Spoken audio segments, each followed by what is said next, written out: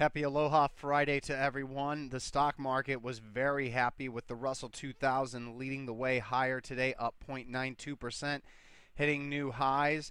Right now, the basic thing to take away from the oscillators that you're looking at, TSV and MACD, is to know that MACD is in mid-range, which is overall bullish because we're already working off the overbought conditions, getting to mid-range while we're still hitting new highs in the index. So that means that the oscillator is overall bullish, confirming the price action. And TSV is also strong, but once again, it's not like we're coming off oversold levels. So, it wouldn't surprise me if we have a rough time about it here.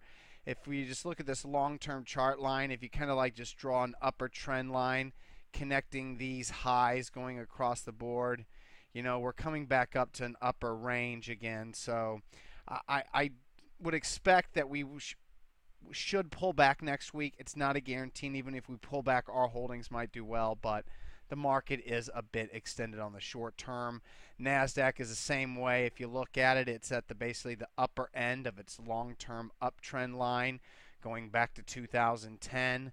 So you'd expect that to back and fill a little bit. And if that even happens, we'll then be very oversold for then a potential better rally to new highs. But TSV, nowhere near overbought. MACD, nowhere near overbought. So there's a lot of room to the upside for these prices to even get more overbought. So it's pretty interesting, the situation we have here. I can't remember last time I've seen that we've are so extended short term on the upside, but yet our oscillators are so oversold. So it's not so oversold, but they're just not overbought basically, and so it's pretty impressive. You can see the NYSE, it's even starting to round out near the oversold levels in MACD, and TSV is trying to come back up to the midline as NYC hasn't hit a new high yet, so it's not extended. So it would be nice to see the NASDAQ and Russell 2000 pull back while the big caps take control maybe later on, and then hopefully the Russell 2000 and NASDAQ digest their gains nicely, and then they hit more highs. But the bottom line is MACD, TSV, S&P 500, they're both coming from oversold ranges and rounding higher, so there could be a potential lot of upside left, including the Russell 2000 and NASDAQ, before we get into trouble. Now, speaking of getting into trouble, I actually had some sells today. HVB was, shook me out yesterday, and it's looking so far so well okay, but I did not add it back today as I just don't like the shitty setup on a longer term daily chart. Like, would you buy that stock right now? Like, that's what I always ask myself. Like, this is a brand new signal today. Would I buy it? Hell no. So I'm going to guess we're done with HVB for now, but if you're still along, good. Keep holding. There's no full sell on an end-of-day basis. And then another one that just shook me out, PTCT. I went ahead, and after this day, we sold off a half, because a half was taken out intraday by me whenever it went below these lows here intraday. And whenever it did that, it produced an end-of-day signal 50%. And then what I decided to do was take half of the position I had remaining, moved it up to just below 68.02. And intraday, of course, PTC hit it and then rallied all the way back on heavier volume, which means no matter what, I need to now put a buy stop above 73.21 at 73.22, and I must buy it back whenever it trades above that level. Now, if it never touches that buy stop again and continues to sell off, once it closes below this low, 3.3, I put 3.10 last time, didn't I? All right, I'm going to have to change that, I think, somewhere. But once it closes below 3.3's low a day, then that's it. PTCT will be fully gone. It got near there, but it didn't quite hit it for me. The final cut loss is 66.11 still on the end of my position, but I'll have to buy back the 20 shares, I believe is what it was, that I had to sell off intraday. And then intraday, FWP hit my final cut loss level, which was below the low a day of the signal date, because that was about the low a day in the entire base. I think 22.71, yeah, it wasn't 22.69 at 4 went that because 22.71 showed up there again. So 22.71 was my final sell stop level, and intraday it ripped right through it. Of course, closes higher than where it ripped through it, but the chart's basically broken. I'm not interested anymore. And to make even matters worse for this one, the stock ripped through it.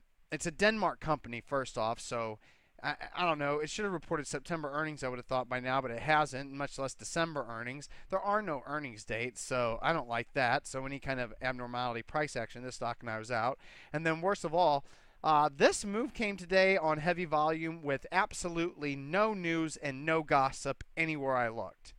that tells me a big fund or an insider sold shares. I mean, there's no news, no catalyst behind this at all. With that kind of volume, a big boy sold. So no matter what, we're completely out of it. So it's an end of day sell signal FWP. And then a 50% sell signal by the end of day PBY. This was the long signal, I know, but technically I should have bought it on this day. This is the day that I initially wanted to get long, but I didn't because I thought that it needed a few more days. Of course, it would have given long at 236, and therefore 225.19 would have been my final cut loss. So on this position, half of my sell stop would have been below this low a day right here, 237.03. Obviously, that hit, so we're out of it, half the position. And the other half of the position is right here, PBY 225.19. So if you still have all of it, you need to sell at least half of it with today's heavier volume sell-off. But besides that, there's just a lot of stocks that we need to worry about. In the biotech, they sold off, a bunch. I don't want to sell them yet. But ASPX, here, let me go ahead and bring this up really quick. It's going to be a long video tonight, guys, but, it's the weekend, so hopefully you guys can handle without hating me too much. ASPX, let's look at a few of them. FLXN, they have earnings coming up too, so buy stops seem to be moved up on this one, but you can see the chart's gotten a little ugly. AGIO looks like it wants to go. RCPT, big reversal and heavier volume following a pocket pivot point, no good. TGTX, big reversal, and AUPH, which is way up there, reversal off its high day and closed lower than where it opened following big gains. ANAC starting to sell off what I believe to be possible 25% sell signal, but I didn't do it using the low day of 49.66 instead. So be on the watch out for there. Data reversal, but no big deal. It's not a biotech stock. Pacey, not worried about either. But ISIS, another one trying to fully engulf yesterday's gains on heavier volume, but didn't do that quite, all the way. So we're good there. NTWK need to move up sell stops if you haven't yet to these lows here and these lows on the last half of the position if you still have. PBYI, that's the sell. But you can see there, even blue, thank God blue was able to reverse off its intraday lows because volume was very big, so that's good to see. But you can see that biotech's had a rough time of it. Even Kite, heavier volume, reversal. So I'm not sure. I heard that it was due to a note by UBS, or USB, or UBS. See, that's how much I pay attention to news. I don't give a shit. But, it's one of these. I assume it's going to be USB. Whenever I look at the two prices of the stock, it seems like US Bancorp would make more sense.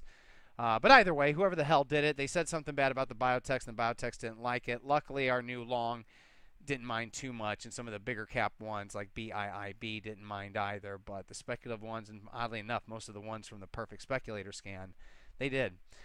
We do have one new long position tonight, CMPR. It is creating a pocket point buy signal, pocket pivot point signal, right above its 50-day moving average, breaking out to new highs, almost 25.09. I think 85.29 was the old high, so 85.29, 85.09. But basically, to me, this is breaking out of this consolidation pattern. It looks like it, at least when I look at it like this. So to me, this is a breakout to new highs.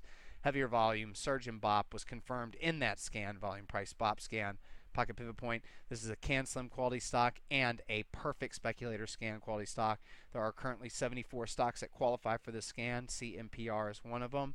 We only risk about 2% on the position if we are wrong, if you use the low day, the signal day as a final cut loss level. And then if you go ahead and use this level right here, you're going to be risking just a tad over 5%. And so what I'm going to do is, more than likely, I don't think I'm going to use the low day for half, but I'll put half here, 81.58, and half there at 80.21, because remember, I could have been taken out of some of these with their intraday movements on the first day, like PBYI, which actually would have paid off because PBYI did not set sell stops that day. Intraday, it failed, and if that would have happened, I would have been out at 238.86 instead of 234 right now. So I guess I should have obeyed my rules. But so CMPR, if you want to, use low a day.